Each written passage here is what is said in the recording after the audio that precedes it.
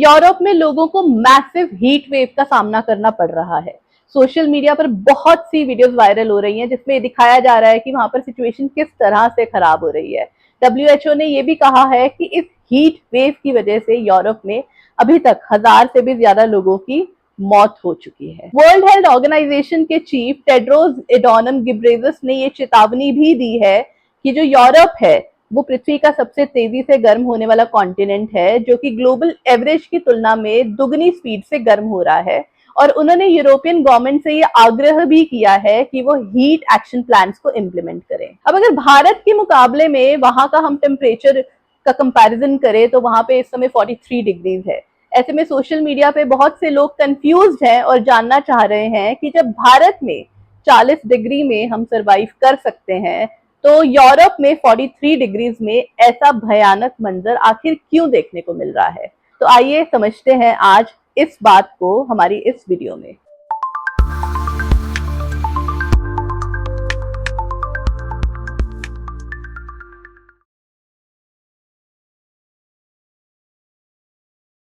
इसका सबसे पहला कारण बताया जा रहा है ओमेगा ब्लॉक। ओमेगा ब्लॉक जो है वो बेसिकली एक विंड पैटर्न है जो कि ग्रीक लेटर ओमेगा की शेप का होता है। जैसे ओमेगा की शेप होती है ना, बिल्कुल उसी तरीके से ये एयर को अपने अंदर कन्फाइन कर लेता है, जिससे कि प्रॉपर वेंटिलेशन नहीं हो पाती है। अब क्योंकि प्रॉपर वेंटिलेशन नहीं है तो इससे जो एटमॉस्फेरिक प्रेशर है वो हॉट और ड्राई रहता है, जिसकी वजह से हीट और टेम्परेचर जो है वो बढ़ता है। इसके अलावा जो कारण बताया जा रहा है वो है heat dome effect. Heat dome effect एक ऐसा वेदर फिनोमिना है जिसमें जो एटमॉस्फेयर है वो हॉट एयर को इस तरह से ट्रैप कर लेता है जैसे कि उसे किसी कैप या लिड से ढक दिया हो।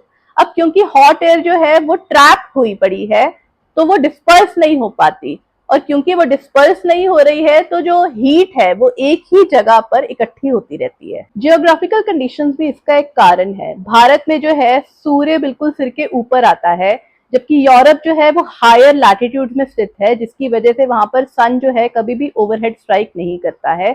और पीक समर्स में जो डे लाइट है वो 15 से 17 घंटे तक रहती है। ह्यूमिडिटी भी इसका एक फैक्टर है। भारत में समर और मानसून के दौरान फ्रीक्वेंटली हाई ह्यूमिडिटी रहती है।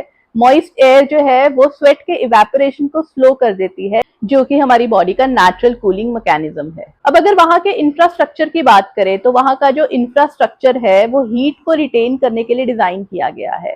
एक्सपर्ट कहते हैं कि जो वहां के हाउसेज है वो हैवी इंसुलेशन के साथ बनाए जाते हैं जिससे कि हीट अंदर बनी रहे। अब थिक इंसुलेशन, छोटी विंडोज और लिमिटेड क्रॉस वेंटिलेशन, जिसकी वजह से जो हीट है वो घर के अंदर ही ट्रैप रहती है। इसीलिए जो स्टैंडर्ड 43 डिग्री सेल्सियस का जो तापमान है जो भारतीयों के लिए बहुत ही ज्यादा नॉर्मल है, वो वहां पर बहुत ही ज्यादा इंटेंस महसूस किया जा सकता है। साइंटिस्ट का कहना है कि जो इस तरह की हीट वेव है वो क्लाइमेट चेंज की वजह से हो रही है। अब इसे कैसे टैकल किया जा सकता है इस पर थोड़ी बात करते हैं। एक्सपर्ट्स का कहना है कि कंट्रीज को अब कूलर सिटीज डिजाइन करने के लिए लॉन्ग टर्म एक्शन लेना चाहिए, जिसमें कि ज्यादा से ज्यादा पेड़ लगाएं। यूनाइटेड नेशन एनवायरमेंट प्रोग्राम ने ये रेकमेंड किया है कि पैसिव कूलिंग स्ट्रैटेजीज को कंट्रीज को प्रमोट करना चाहिए, जैसे कि दोबारा से वही आ जाता है कि पेड़ लगाना और अर्बन प्लानिंग करना, जिससे कि रोड्स और बिल्डिंग्स जो है वो आने वाली हीट वेव को झेल सके। हीट रिलेटेड इलनेसेस और डेथ्स को रोकने के लिए कंट्रीज को पहले से ही अर्ली वार्निंग सिस्टम एस्टेब्लिश करना चाहिए, जिससे कि लोगों को इसके बारे में अलर्ट किया जा सके। आपका इसमें क्या ख्याल है, आप मुझे कमेंट्स में जरूर बताएं और मैं मिलती हूँ आपको अपनी अगली वीडियो में।